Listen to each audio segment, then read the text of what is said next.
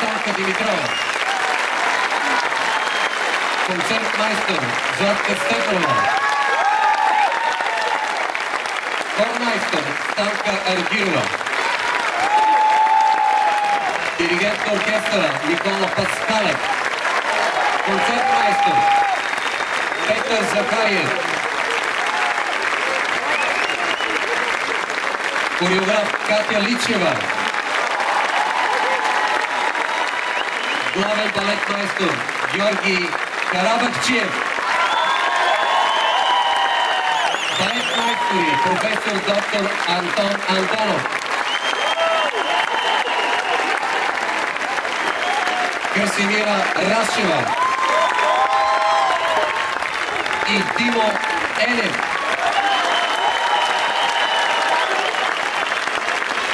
Главен художествен ръководител професор доктор Даниела Дженова.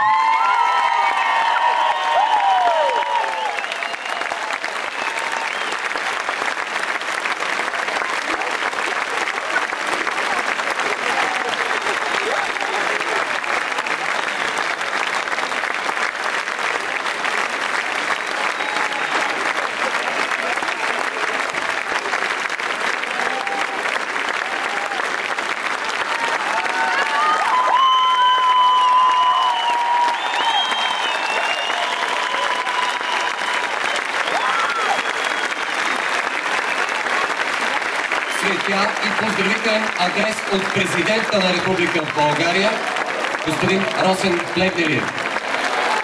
Уважаема госпожо Дженева, за мен е голяма чест и удоволствие да поздравя вас като хореограф и художествен ръководител и членовете на ансамбъл Тракия за юбилейната 40 годишнина.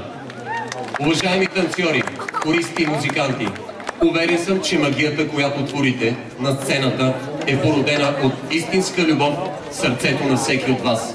Стъпвайки на сцената, вие омайвате и запленявате публиката. Правите ни по-щастливи и горди. Днес, когато живеем в Обединена Европа, всяка страна запазва облика си с неповторимото, което идва от вековните традиции и се пренася към поколенията. За нас, българите, това несъмнено е нашият уникален и запомнящ се фолклор.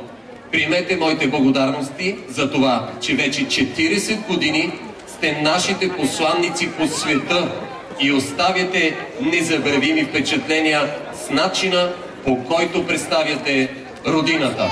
Росен Плевнелиев, президент на Република България.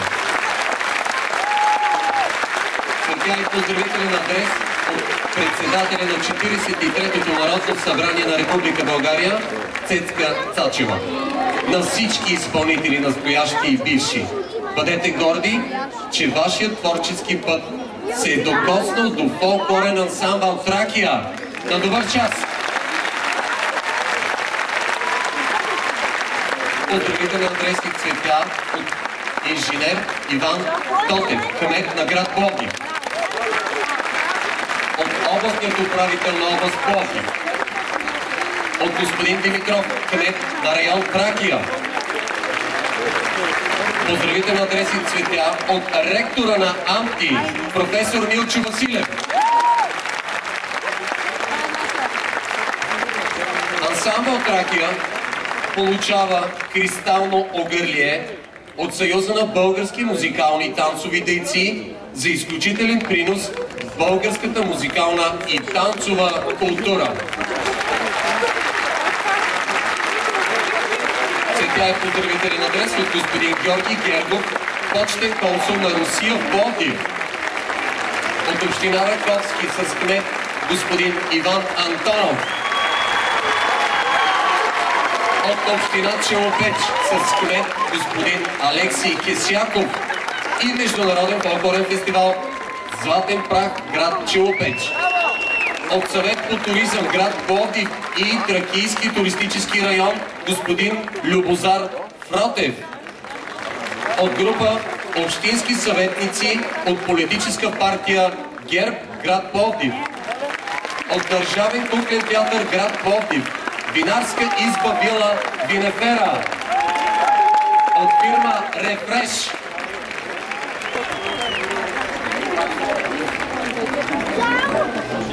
От ансамбъл Пазарджик. Разбира се, от ансамбъл Тунча. Цветя и поздравителни адреси от ансамбъл Пирин. От ансамбъл Дунав град Видин. От ансамбъл Сливен. От Националното училище за танцово изкуство град София. От 144-то СОУ Народни будители София. От ансамбъл Родопа Смолян. От Оркестъра за народна музика към Българското национално радио с диригент Димитър Христов. От ансамбъл Чинари София. От ансамбъл Странджа град Бургас. От ансамбъл Българе. От Национално училище по изкуствата Любомир Пипков град Плевен. От Северняшки ансамбъл за народни песни и танци Иван Валев град Плевен. От ансамбъл Загоре град Стара Загора. От ансамбъл Юначи и клуб Тракия град Стамболийски. От фолклорен танцов ансамбъл Добротица при Общински център Захари Стоянов град Добрич. От фолклорен ансамбъл Матевски град Пловдив. От фолклорен танцов ансамбъл Рила. От танцов ансамбъл Аура град София. От Нуфи Широка Лъка град Широка Лъка. От фолклорен ансамбъл Антика България Сан Франциско.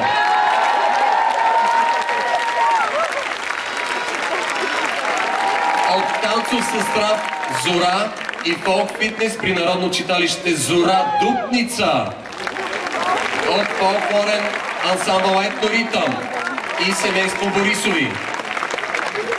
Народно читалище Васил Левски, село Бенковски. От фолклорен клуб Мегдана град Пловдив. От фондация професор Кирил Стефанов. От Дом на културата Пирот, Сърбия.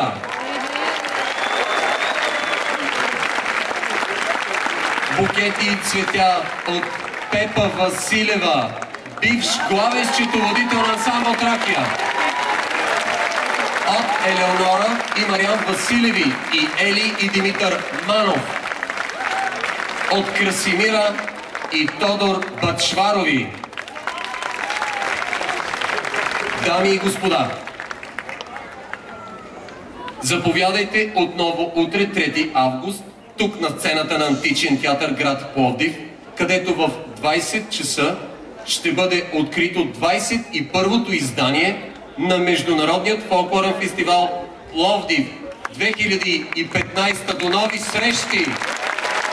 Фолклорен ансамбъл